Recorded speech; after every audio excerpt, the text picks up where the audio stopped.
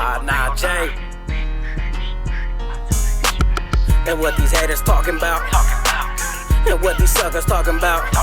Hey, yo, what's good with everybody, man? I hope everybody's having a productive day, feeling blessed. And like I always say, it's one life, one chance. We only got one chance to do this right. Let's get it done. So with that being said, let's get on with this topic, right, man? This topic is going to be a little sensitive one, but it has multiple subjects and multiple perspectives that I want to talk about and I want to ask you guys about. Let's get right into it. With that being said, hit that subscribe button, hit that like, always leave a comment. Let me know what you guys think in the comment section. Check the links in the description for my Apple and Spotify music. Go ahead and run my streams up, and you can check out my playlist section on my YouTube channel and check out my music right there. Because I know some of y'all been asking about that Curious Character music video and wanting to go see Emo dance and twerk. But yeah, thank you guys for you guys' time. Most importantly, thank you guys for you guys' support. Now, a gang member just got sentenced to 52 years to life. And I'm pretty sure you guys are aware of what took place. 52 years to life on a mistaken identity case. He went and shot a 17-year-old kid who was an honor roll student, thinking he was a rival gang member from G13.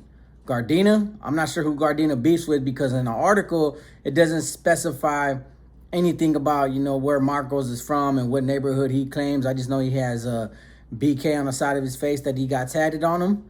And he took a kid's life, 17 years old, who happened to be an honor roll student, who happened to be passing out invitations because they were going to throw his baby sister a birthday party.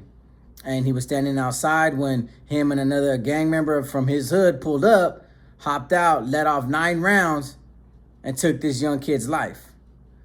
Now, a couple years later, they sentenced him to 52 years of life, and guess what? You know what he did? You know what his reaction was to all this? Even if it's a proven fact that this kid was a mistaken identity, he just rolled his eyes. No care in the world. So to a gang member that's gangbanging on the streets, we know what comes with the territory. We know that one of these days we're going to catch a rival slipping, catch a case, go to the pen. And obviously him being a Sureño from down south, which is, it's a common thing down there in Southern California. They do gangbang on each other, even though the body of warfare is supposed to be extinct, abolished. They wanted to put a stop to that, ceasefire. It's still going to happen. So he's more likely going to end up, he's probably sent on a mission, end up on a yard. See, some people in society will look at 52 years of life like he deserved it. They're going to look at 52 to life like, well, we'll never, his kind of terror. He was already on parole for other charges. And he was out there already running the mug, trying to catch rivals slipping, that I nothing to lose mentality. So society is going to look at it like, well, he's not going to be out here to terrorize the streets again. No, he may not be, but there's a lot more people, thousands and thousands of members with his same mentality who are going to terrorize the streets. And it's messed up, man. It's a messed up situation, because as much as I talk about on my YouTube about preventing kids from joining these gangs, it's because I already been there and done that. I've done a lot. And I know a lot of my subscribers have been there and done that. I've seen a lot and done a lot. And a lot of my subscribers are even older than me, that just kind of sit back and enjoy the ride and just watch everything unfold and these new generations come up and gangbang on each other. Man, I got so much videos in my phone that I want to do reactions to, but I'm not sure how to, based on I don't want anybody to think that I'm instigating situations. But I've seen young kids, and I just see a reflection in myself of these kids just gangbanging on each other in the mall, trying to jump each other while they're posted with their pops and their abuelitas. So many videos in my phone. So we got this kid. Now, for the sake of argument, a comment was posted, right, about this particular situation. So I'm gonna play the devil's advocate here. Somebody said, "Hey, man, in the courts, he may be seen and may be described and may be viewed as an honor roll student. But, after school, he could have been a gang member and instigated the situation. And that's why these dudes came back and doubled back and took his life." Now, to me, I was like, bro, I've met a lot of good homies that, they gangbang on the streets, but in school, they were focused on their academics. But once they graduated, they took that academics and that opportunity as a graduate and went somewhere with it. Military, got a great job, laid off the streets a little bit. Every person that I know gangbanged as about as hard as me didn't finish school. We stood on the streets, had no time for school. When have you ever seen an honor roll student? I never heard of an honor roll gang member per se. So that's what convinced me to be like, bro, this kid was really probably an honor roll student, just hung out in the streets of Torrance, California, which happens to be a gang area. Even if he was wearing blue every now and then, man, it's a common color. So we're going to be taking our own gente out. We're going to be taking our younger generation out, our kids, because of colors. That's all it's based on. So I didn't respect that comment when somebody left that comment like, hey, bro, just because he's an honor roll student doesn't mean he's innocent. Well, in this case, the parents say he's innocent, so that's what we're going to go with. The parents say he's innocent. He was never involved in gangs, and he got taken out the game for mistaken identity. At that, the way I perceive it as well is even if he was, say for example, even if he was a young little travieso on the streets, but when it came to school, he got his grades up. One day he was gonna graduate, take care of his afita, his baby sister, and make something of himself. But for now, he's kind of thugging it out a little bit just because gangs in Southern California, they're everywhere. It's everywhere. The gang culture is everywhere. You mean to tell me it's okay for a 24-year-old adult to be driving around high school areas just shooting at underage kids? I mean, I'm pretty sure you can find another rival gang member, a real one this time, not a mistaken identity, and actually, gangbang with an adult. Gangbang with somebody who's going to gangbang back on you tough. See, when you're a 24-year-old step into a 17, 15, and 14-year-old, yeah, there's going to be some kids who are wild, who were just came out the womb ready to thug it out. You mean that were 6 months old doing push-ups and burpees? You never know. But you can't tell me that a 17-year-old provoked a 24-year-old to come back and shoot him 9 times. You're just not going to convince me of that.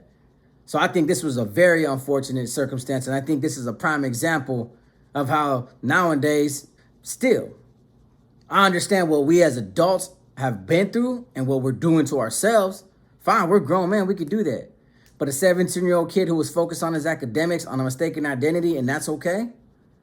Now, I'm pretty sure his Vado is going to take care of it once they realize, it was a mistaken identity. But say they don't. Say he just goes to prison for 52 to life and just lives a regular life, putting in work, busting spreads, calling his familia. Well, guess what? That 17-year-old kid can't call his familia. He can't see his babysitter's birthday. But then I kept reading the comments, bro. Like, I love reading the comments because I get to see everybody's perspective. And I would love to sit down at a table with a bunch of people and we talk about certain topics and have great debates. Everybody thinks different. Everybody's educated different.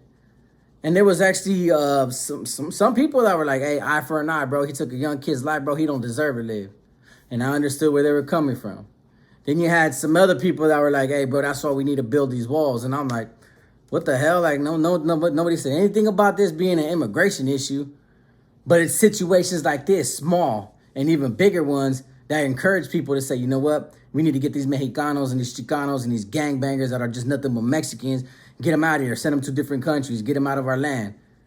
I mean, that was an irrelevant argument, but yet I still read it and I'm looking at it and I get mad about it. Like, bro, I get what we're doing. I get what my homies have done. I get what these homies have done. I get what everybody that's in the gang culture is doing. Cool part about it is this new generation are fighting these video wars, hoods against hoods, north against south, north against bulldogs. Half the time, they don't even know how these wars even started. But they're willing to spill blood for it, and they're willing to die for it, and they're dying for it. And they have no idea what they're doing. So there's nothing about this situation. And I read a lot of those comments. People were saying like, people like this that do harm to kids ain't no different from a pedo. He should get the death penalty. And I'm like, whoa. But it's hard to argue with people that got validating points. It's like, no, we're not. If you think about it, what a pedo does and then what they're saying, like he took a kid's life, they're saying there ain't no difference.